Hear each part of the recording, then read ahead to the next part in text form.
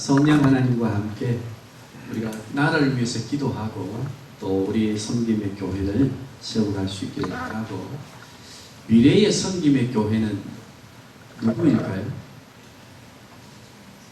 미래의 섬김의 교회. 따라합시다. 미래의 섬김의 교회는 우리의 자녀들이다. 우리의 자녀들입니다. 성령 하나님과 함께 세워갈 수 있기를 바랍니다. 우리 현충일, 저는 어렸을 때 초등학교 시절 생각을 해보면 그 9월산 유격대하고 그리고 월남에 가서 그 베트콩과 전쟁했던 그 전쟁의 사건들을 전집으로 쭉 기록해 놓은 책들이 있었는데, 제가 공부한 학교의 그 도서관에 그걸 많이 읽었습니다. 그 백령도를 벗삼아서 그 집을 그 9월산으로 유격대들이 활동했던 그 활동의 그 이야기들을 읽고, 월남에 가서 우리나라의 군인들이 어떻게 싸웠는가, 그때 우리에게 도전을 주었던 분이 강제구 소령이거든요. 나이 드신 분 아시지, 그죠? 네.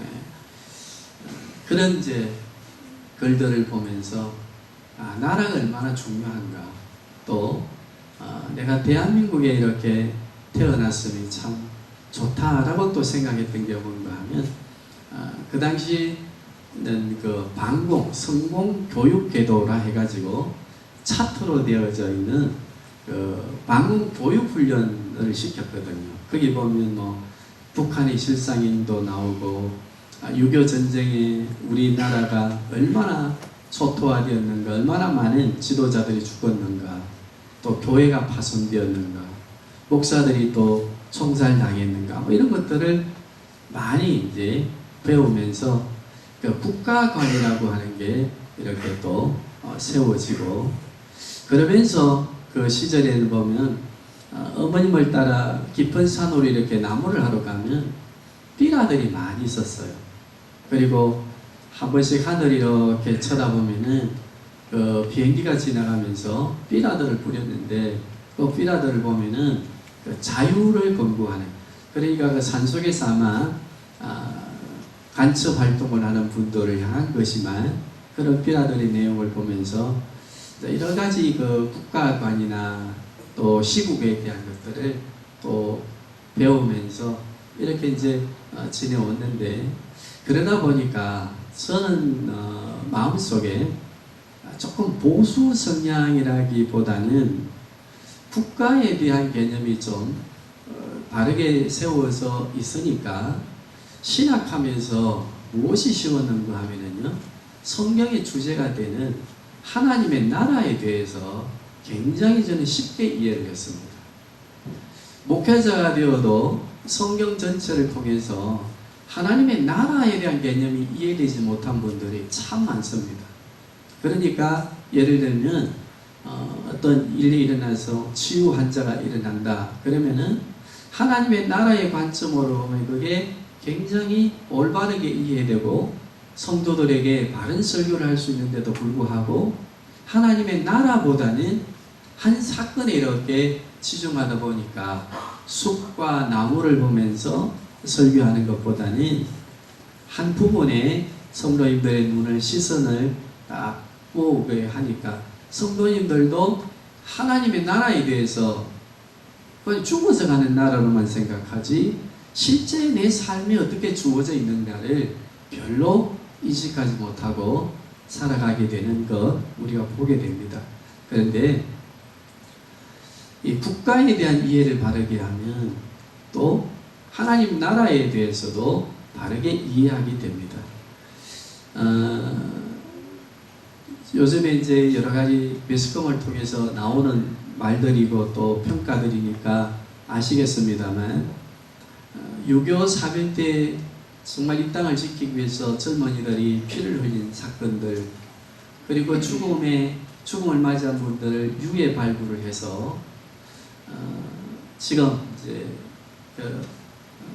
어머니도 찾아오고 고향 또는 가족들을 찾아오는데 제가 그걸 보면서 가슴이 뭉클하고 또 참 나라를 위해서 기도하지 못하는 게 이게 또 죄다라고 생각하기 뭐 있는가 하면 유해가 발굴되어서 그 경북 어느 지역에 유해를 다 보내니까 그 유해를 맞이하는 분이 누구인가 하면 유해 죽음을 맞이한 그 전사자의 막내 아들인데 그분이 정상인이 아니었습니다.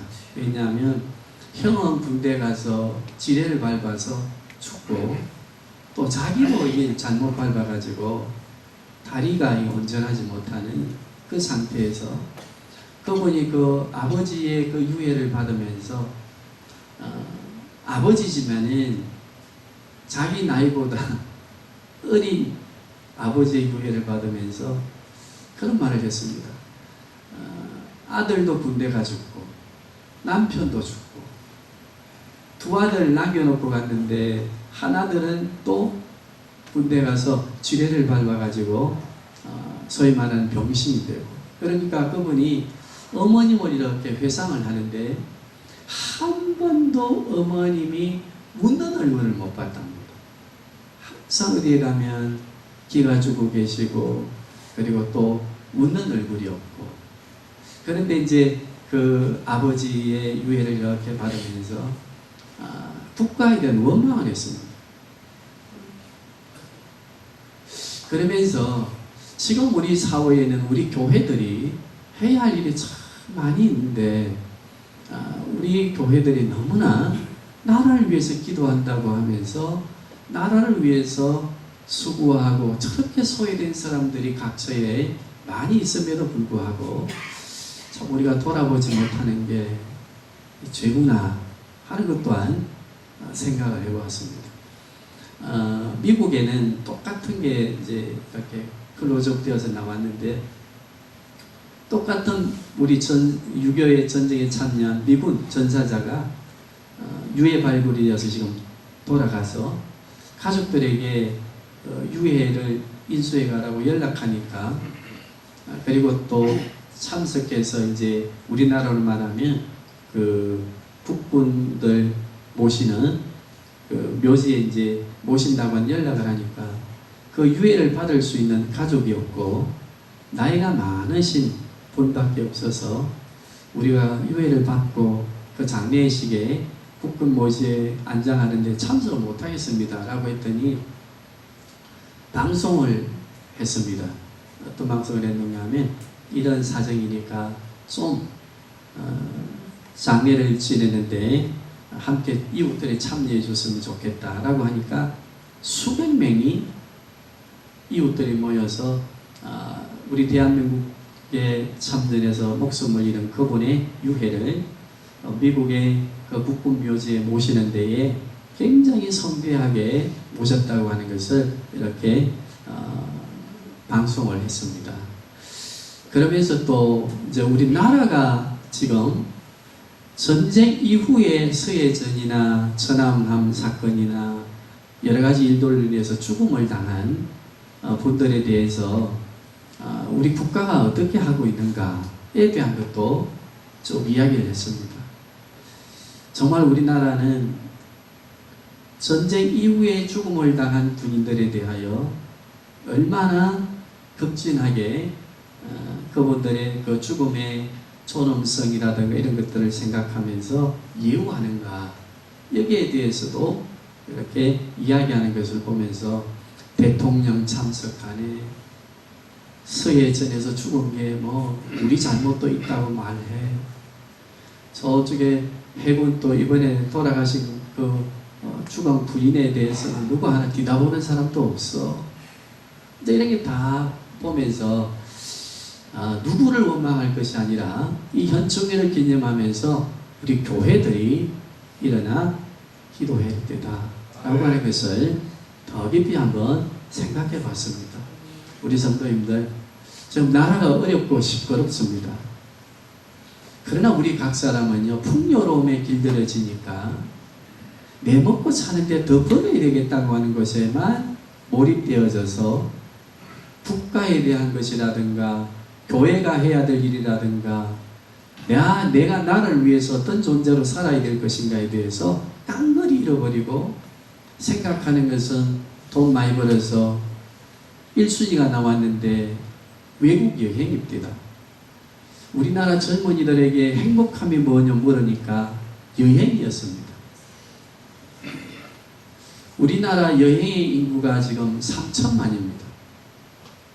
1년에 3천만 명이 외국을 나갑니다. 왜 그럼 외국을 나가면 좋습니까? 라고 했더니 이 깝깝한 나라에서 탈출을 했기 때문에 자유스러워서 좋고 또 행동의 제재를 안 받아서 좋고 그리고 먹는 게 많아서 좋답니다. 이게 지금 우리 젊은이들이 해외여행을 통해서 행복감을 찾는 세 가지 이유입니다. 얼마나 구속을 당하고 사는지 얼마나 우리나라가 살아가기 힘든지는 모르지만 우리나라같이 먹을 게 많은 나라가 어디 있습니까? 나가면 문만 열고 나가면은 통닭집 있고 라면집 있고 오만 개 다 있는데 외국에 얼마나 맛있는 게 많은지 모르지만은 나라에 대한 무감각 이거 누가 만들었는가 하면 오늘 주보를 보시면요 주보에 그 정신건강에 주제가 있어요. 그 주제 한번 보세요. 그 주제가 뭡니까? 자, 크게 한번 해보세요. 대리 과정 나오지, 그죠? 대리 과정이 뭔가 하면요. 부모님들의 삶을 통해서 자녀들이 자라는데 자녀들에게 일어나는 문제는 결국 대리인, 부모님들의 문제라고 하는 거 거의 잠깐 정리를 해놓았어요. 왜 우리 교회 안에 젊은이들이 자꾸 떠날까요? 그것은 여러 가지 이유가 있겠지만 우리의 모습입니다. 오늘 성령 강림 절기를 통해서 우리가 한번 생각해 볼 건 성령 하나님이 왜 오셨는가 간단하게 한번 정리를 해보시고 우리가 다시 한번 영적인 대각성과 나라를 위한 기도 결국은 우리 자녀들을 위한 기도 아니겠습니까? 이 기도가 우리 전쟁의 초토화 속에서 기도하며 이렇게 부강한 나라로 만들었던 우리 조상들을 생각하면서 우리 다시 한번 잃어버린 민족과 나라를 위한 교회를 위한 신앙의 열정을 회복했으면 좋겠습니다. 저 자유수출 인산인해를 이루었던 그 시대에 배고픔을 이겼던 우리의 부모님들 때문에 우리가 이렇게 잘 사는 게 아닙니까? 우리의 자녀들에게 우리는 무엇을 물려주고 행복함을 보장해 줄 것인가 우리가 한번 깊이 생각해보는 말씀이 되고 또 예배가 될 수 있기를 바랍니다. 성령 하나님 이 땅에 오신 목적이 몇 가지가 있는데요. 자, 시간상 간단하게 한번 나열해 드릴 테니까 기억하시기를 바랍니다. 성령 하나님 이 땅에 오신 것은요 예언과 성취를 위해서 오셨어요. 성령 하나님 이 땅에 오셔야 예수님을 통해서 구원을 이루어 가시는 것을 완성하십니다. 왜냐하면 두 번째 성령 하나님은 이 땅에 오셔서 교회를 세우시거든요. 교회는 구원을 받아야 될 사람을 만드는 곳이 아니라 구원받은 사람들이 모인 곳입니다. 자, 그러면 우리 교회로 모였다면 구원받았습니까? 안 받았습니까? 이제 그러면 우리가 하나님의 나라를 바라보고 가는 길은 구원받은 백성들로서의 하나님 나라를 향한 일을 하는 것이지 구원받기 위해서 하는 게 아니다. 그죠? 자, 이거 기억하셔야 됩니다. 성령 하나님은 예언과 성취, 무엇을 예언하고 무엇을 이루시기 위해서 오셨다고요?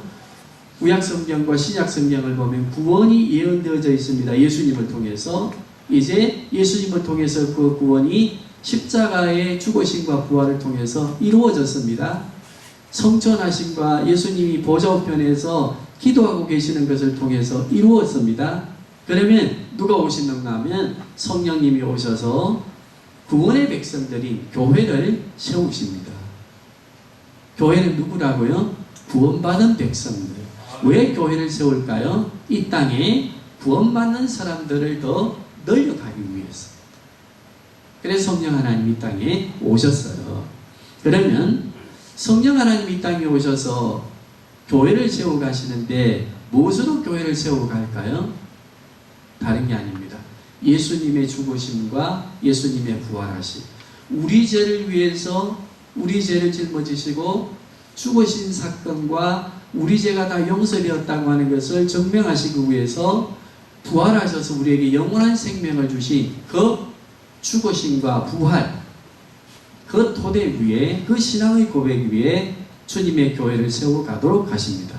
그러므로 성령 하나님 이 땅에 오셨다고 하는, 오셔서 하시는 일이 뭔가 하면 우리 마음에 오셔서 죄에 대한 것을 고백하게 하고 또 영원한 부활의 생명이 있음에 대한 것을 믿고 감사하며 선도하면서 주의 교회를 세워가게 하고 또 무엇을 하는 것인가 하면요, 가난하고 힘든 어려운 사람들을 향해서 이웃을 향해서 그리스도의 사랑을 실천하도록 하는 그 일을 위해서 성령 하나님이 오셨어요. 이 네 가지를 꼭 기억하시고, 그러면 오늘 성령 하나님이 구체적으로 교회를 위해서 하시는 일이 뭘까? 나를 통해서 하시는 일이 뭘까? 그것을 우리가 좀 생각해 보려고 해요. 오늘 본문의 말씀을 보면 성령 하나님이 오시면 세 가지 일을 하신다고 했어요. 자, 첫째 무엇입니까? 죄에 대하여, 의에 대하여, 심판에 대하여. 그것을 해석해 놓았어요.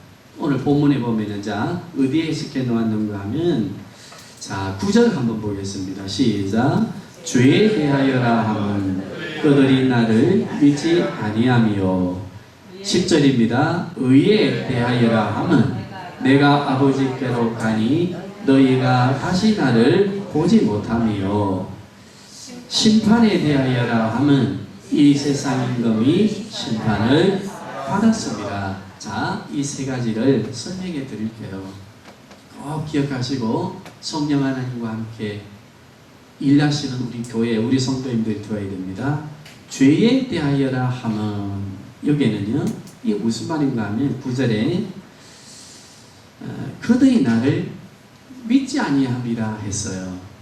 그러니까 믿지 않는다라고 하는 건 뭔가 하면 예수님을 믿지 않는다라고 하는 것도 되지만 오늘 우리 교회 성도들에게 주시는, 우리에게 주시는 말씀으로 적용해 보면 성령 하나님이 오셔서 교회 되게 하셨는데 교회가 된 우리는 구원을 받았음에도 불구하고 예수님이 내 죄를 위해서 죽으셨고 내가 영원한 생명을 가지고 살도록 부활의 생명을 주셨음에도 불구하고 그것을 믿는다 하면서도 뭐에 대해서는 모른다?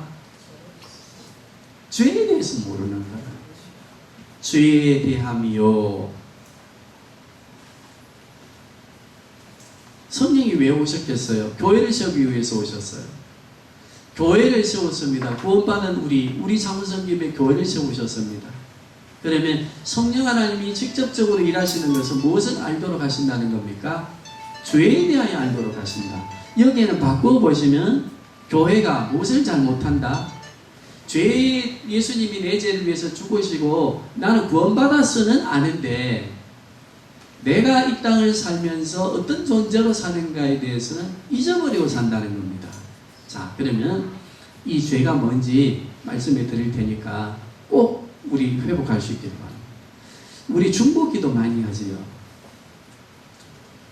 오늘 저 부흥회를 하는데 성령 하나님 사람들을 보내주세요. 누구도 보내주시고 대신자도 보내주시고 전도의 대상자리 있는데 보내주셔야 됩니다. 기도했어요. 그런데 뭐에 대해서 우리가 모르는가 하면 기도했으니 되었다고 생각하는 죄예요. 그게 무슨 말인가 하면 기도했으니 나는 그 사람을 오늘 부흥회에 참석하도록 기도했으니까 나는 내 일을 다 했다고 생각하는 죄입니다. 죄에 대하여라 함은 주님이 우리에게 말씀하신 걸 기억하시라고 하는 것 말씀해 주시는데, 주님은 예언자들을 통해서 말씀했어요. 너희는 죄인임을 깨닫고 오신 메시아를 영접해야 된다. 그렇게 주님께서는 선지자를 통해서 먼저 말씀하시고 그 다음에 직접 행동했습니까? 안 했습니까? 행동하셨지요. 어떻게 행동했습니까? 직접 십자가에서 못 박혀 죽으셨습니다. 그지요? 뭡니까? 우리는 기도는 하는데 뭐 하지 않는 죄를 범한다? 자, 크게 한번 해봐요. 이게 우리 죄입니다. 아이고 저 웃자고 저 불쌍해서 다 해요. 아이고 저 불쌍하게 저 도와줘야지 말 다 해요. 그러나 교회는 달라야 돼요. 뭐가 달라야 됩니까? 야고보서 보세요. 같이 밥을 나누고 한 끼 양식밖에 나도 없지만 사르밧 가부처럼 그것을 나누는 겁니다. 아멘. 전도하기 위해서 기도합니다. 기도한 것으로 다 했다 하면 안 돼요. 예수님이 이 땅에 오셔서 바리새인들을 향해서 책망했어요. 외식자들아, 너희는 죄다, 죄인이다, 흙칠한 무덤과 같다. 이 바리새인들이 이해를 못했어요. 왜 예수는 우리하고 같은 게 많은데 왜 우리한테는 저렇게 내용을 들어보면 적이지? 라고 생각한 게 뭔가 하면요, 너희가 예배당에 가서 제사를 지내면서 아이고 하나님 우리 아버지 어머님을 위해서 제사 드립니다, 번제물로 드립니다 라고 말하면서 누구를 돌아보지 않는 죄라 했어요? 너희 부모님을 돌아보지 않는 죄라고 했어요. 그렇기 때문에 너희는 외식자라 했습니다. 우리가 자칫 잘못하면 이 죄에 대하여라 성령 하나님이 오셔서 말씀하시는 걸 들어야 돼요. 우리는 중보 기도를 드리는 것으로 그치면 안 돼요. 아멘. 우리 행동해야 됩니다. 행동하지 못하는 것을 연구한 사람들이 심리학자들이에요. 심리학자들은요, 우리가 왜 행동하지 못할까? 거기에 두 가지를 설명합니다. 하나는 뭔가 하면 기억과 감정입니다. 우리는 기억이라고 하는 것과 감정이라고 하는 것을 이해하지 못하면 우리는 행동하지 못한다. 자, 그럼 기억이 무엇일까요? 무엇인가의 정보입니다. 설교를 듣습니다.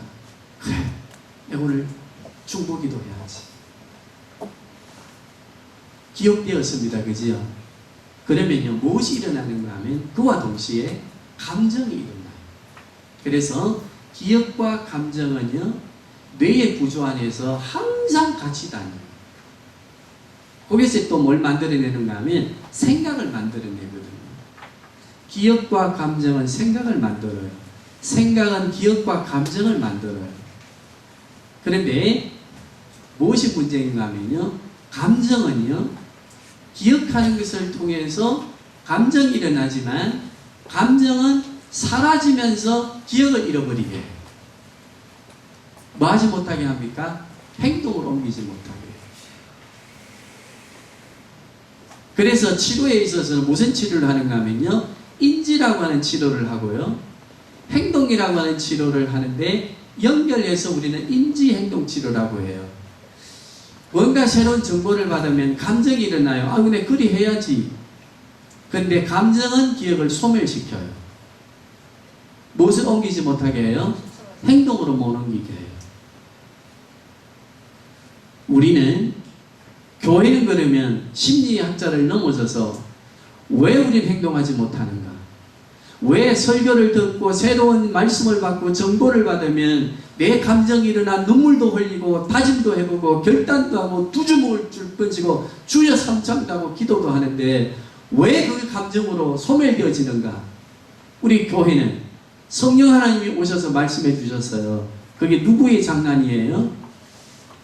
죄의 문제, 죄의 문제. 죄가 뭔지를 구체적으로 인식하지 못하는 무지함 때문에, 그 무지함을 누가 붙드느냐? 사단이 붙들어요. 우리 성도님들, 우리는 이제 기도한다고 하는 것을 가지고 감정으로 일어나 잃어버리는 기억이 되어서는 안 돼요. 행동하셔야 됩니다. 옮겨야 됩니다. 아멘. 100번 생각하는 것으로 그치지 말고 한 번 한 행동을 한번 해보세요. 행동이 10번만 쌓이면 10번째가 안 넘어가는 나무 없다고 했어요. 아멘. 아무리 우리가 흑음을 향해서 고린도전서 14장 14절부터 12절, 3절, 4절 쭉 한번 읽어보세요. 우리가 영으로 기도하고 마음으로 기도하고 입술로 기도하지만 우리가 행동하지 아니하면 그게 의미가 없다고 했어요. 그래서 은사자들은 조심해야 된다. 우리 다 은사자들 아닙니까? 각양각색의 은사 받은 사람들. 그 은사를 가지고 그리스도의 몸을 세우는 행동으로 옮겨지지 않을 때는 조심해야 된다. 그 은사가. 라고 말씀해 주셨거든요. 성령장을 통해. 성령이 오시면 뭐에 대해서 말한다? 죄에 대해서. 우리가 행동으로 하는지, 기억과 감정으로 끝나는지. 수요일 저녁에 설교를 들으면은, 야, 새벽기도 그래 해야지. 그래도 내가 부흥회 때인데 이날만은 내가 하루라도 해야지. 감정으로 끝나면 그날 새벽에 와요, 안 와요? 안 와요. 그게 무엇이라고 했습니까? 아이고 뭐 피곤한데 뭐 당연하지 뭐 나가면서 잠깐 기도하지 뭐. 그게 죄라고 합니다. 근데 우리는 그걸 모르고 사는 것 때문에 성령 하나님이 오시면 뭐에 대해서 말씀하신다? 죄에 대해서. 의에 대해서는 하면 뭐라고 했습니까? 의는 로마서를 봐도 그렇고 요한 1, 2, 3서 요한계시록 다 보면요. 예수님께서 성전에 가셔서 우리를 위해서 뭐하고 지금 계시지요? 중보의 기도를 드리고 계세요. 그래서 우리가 살아가는 게 지금 우리의 의를 가지고 사는 게 아니라 지금도 하늘 보좌 우편에서 중보하시는 누구의 의로 산다? 그리스도의 의를 드리고 산다고 하는 것을 알아야 된다. 아멘. 지금 제가 준비하는 게 있습니다.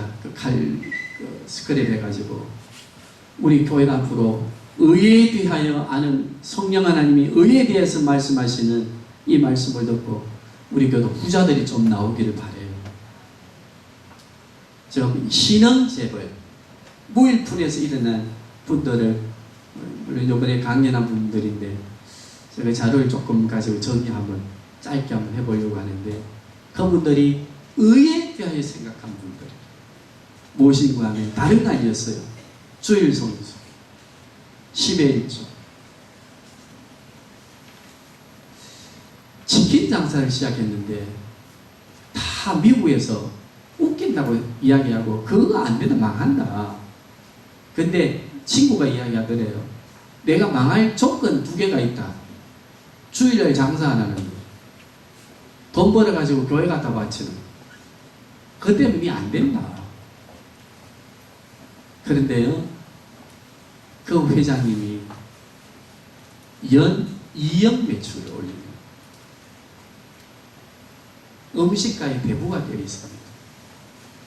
그분은 주일날 문을 열 때는 딱 어떨 때 이런가 하면요, 주위에 사고가 생겨가지고 어려운 일을 당했을 때 거기에 봉사하는 자들을 위해서 샌드위치를 만들기 위해서는 주일날 일을 합니다. 그 집에는 절기마다 다 놀고 2조 원을 매출 올리니까 거기도 11조를 개수하는 분이 월급을 받고 있대요. 우리 한번 주님이 지금도 나를 위해서 뭐하고 계신다?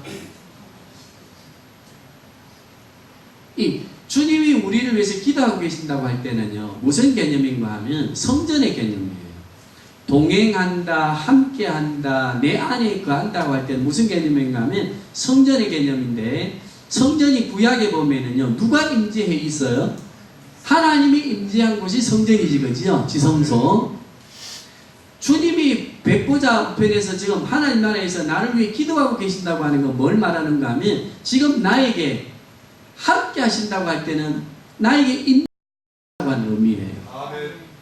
그렇다면 그분과 함께 우리 인생을 설계해 가도록, 세상은 안 된다고 말하지만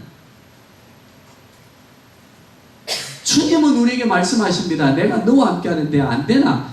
내가 떠나 있으니까 네가 못 믿는 것 같아서 성령을 통해서 내가 이걸 알게 하지 않느냐. 이게 성령의 충만입니다. 성령 하나님께서 우리를 의에 대하여 알게 하십니다. 신철아, 내가 주님이 너를 성전 삼고 계시는 줄 모르나? 너와 함께한다. 그분과 함께 네 인생을 설계해 가거라. 의에 대하여 말씀하시는 거 우리 들으시고 우리의 삶을 이제부터 바꿔갈 수 있기를 바랍니다. 심판에 대하여 라고 하면 뭐라고 했습니까? 심판에 대하여라면 다른 말 쉽게 설명해 드리면요, 따라합시다. 세상을 살면서 두려워할 것이 없다. 예수 믿는 사람이 제일 두려운 게 뭐예요? 제일 두려운 사람이, 두려운 존재가, 이상하게 예수 믿는 사람들이 제일 두려워하는 존재가 귀신이에요. 사단이에요. 성경을 막 돌미기면서 공중에 권세 잡은 자가 혈과 육과의 싸움이 아니라 공중에 권세 잡은 자와의 싸움이라 했으니까 우리가 싸워야 될 대상, 무서워야 할 대상은 귀신 아닙니까? 사단 아닙니까? 그리 말하는데요. 오늘 11절 우리 같이 보세요. 시작. 심판에 대하여 이 세상에서 심판을 받았으리라. 아멘. 세상 임금 누구예요? 사단이 우리 그리스도인들이 가장 두렵게 생각하는 돈, 건강 또는 뭐 명예 이런 것들이에요. 이런 것들 우리가 제일 두렵게 생각해요. 그러나 벌써 뭘 받았다고 해놨어요? 두려울 게 있어요, 없어요? 누구와 함께하면? 주님과 함께하면. 뭘 알면? 죄에 대해서 바르게 알면. 오늘 이 말씀을 기억하시기 바랍니다. 따라합시다. 내 앞에는 두려울 게 없다. 주님이 다 심판하셨기 때문이다. 사단의 머리를 상하게 했는데 뭐 두려워하세요? 창세기 3장 15절 보세요. 여인의 후손으로 오신 예수님이 예수님의 발꿈치를 무는 사단의 머리를 어찌하게 했다고 했습니까? 상하게 한다. 십자가에 죽으시고 부활하심으로 심판했어요. 사단이 가지고 와서 우리를 두렵게 하는 게 있습니다. 첫째 돈 아닙니까? 물질 아닙니까? 그게 없으면 진짜 힘들어요. 고달파요. 그렇지만 우리는 두려움과 불안의 대상이 되어서는 안 됩니다. 이겨놓으셨습니다. 그럼 어떻게 해야 되느냐? 오늘 본문의 말씀과 그리고 도덕의 말씀을 보면요, 너희는 성령이 너희에게 오시면 너희는 권능을 받고, 권능이 무엇입니까? 역동적 힘입니다. 따라합시다. 권능은 자녀의 권세요. 일하려고 하는, 일할 수 있는 역동적 힘이다. 역동을 일어서는 안 됩니다. 우리 15년이 지나면요, 습관이 생길 수 있어요. 처지면 안 됩니다.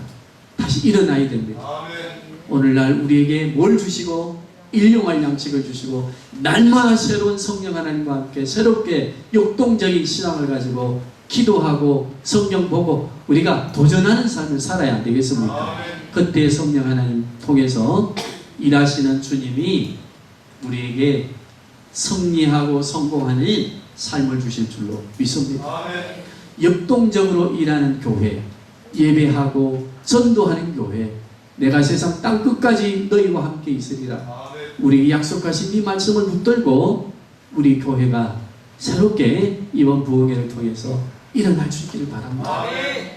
제발 우리의 삶의 무거운 짐들이, 사로잡아 오는 우리의 무거운 짐들이 주님이 주신 게 아니에요. 우리 마음이 정해놓은 거예요. 우리의 기억이, 우리의 생각이, 우리의 감정이 우리가 만들어 놓은 우리의 짐에 짓눌려 있도록 해요. 그것이 죄입니다. 그래서 히브리서 12장 1절에 뭐라고 말씀했습니까? 우리에게 주어진 무거운 짐과 죄를 범하게 하는 사슬을 어찌하자고 했습니까? 끊어버리고 우리를 온전케 하시는 이여 우리를 성령의 길로 인도하시는 주 예수 그리스도를 바라보자 했지 않습니까? 성령 하나님이 그렇게 해주십니다. 우리 이 믿음 가지고 저는 일어납시다. 자, 정리하면서요. 성령 하나님이 이 땅에 오신 것은 무엇을 세우러 오셨다고 했어요? 교회를 세우러 오셨어요. 성령 하나님이 지금 무엇을 세워가고 있습니까? 우리 교회를 세웁니다. 우리 교회를 성령 하나님이 세우신다고 하는 걸 믿으시고, 성령 하나님이 그럼 세워가시면 누구를 통해 세워갈까요? 따라합시다. 나를 통해서. 그렇습니다. 나를 통해서 어떻게 세워가십니까? 따라합시다. 다시. 죄에 대하여, 의에 대하여, 심판에 대하여 알게 하시면서 나를 통하여 교회를 세워가신다. 사도행전 2장을 보면은요, 우리 시간이 요같지만 한번 보십시다. 11절, 사도행전 2장 10절에서 11절 한번 읽어보세요.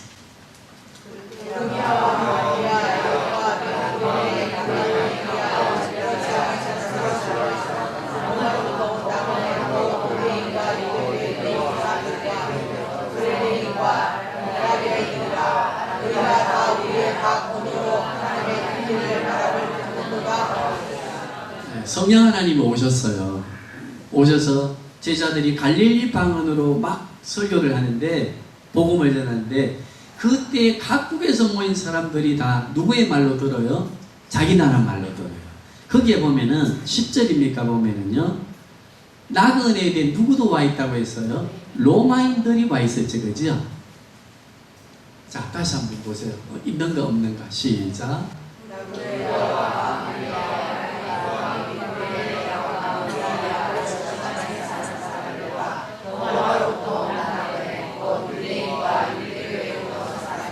이 사람들이 무엇을 세워요? 돌아가서 로마 교회를 세워요.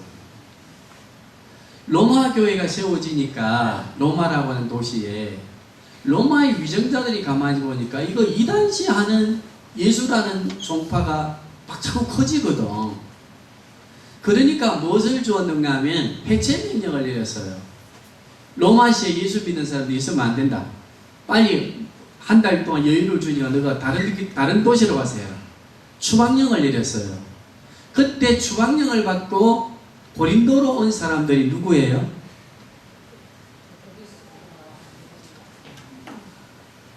저하고 성경 이게 설교들은 좀 어렵다, 그죠?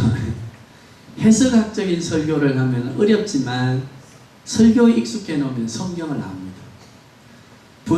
브루스길라와 아굴라가요, 로마 교회를, 고린도 교회를 세우지, 그죠? 누구와 함께? 사도 바울과 함께. 이 사도 바울과 브루스길라와 아굴라가 만난 것도요, 굉장히 극적이에요. 성령이 하셨지요. 아데네에 가서 설교를 했어요. 철학적인 설교를. 아레오바고에 있었어요. 그런데 원성 만들었지 회개하는 자 하나도 없었어요. 그래서 사도 바울이 아데네에서 쫓겨가는데 고린도로 가요. 그 당시에 고린도에는 추방 온 로마의 기독교인들로 고린도 도시가 인산인대를 이루었어요. 그러니까 무엇이 부족했겠어요? 집이 막 부족하니까 그 당시 브루스길라와 아굴라도 와서 집 짓는, 천막 짓는 업을 시작했거든요. 거기에 사도 바울이 알바로 들어가요. 그리고 고린도 교회를 세워요.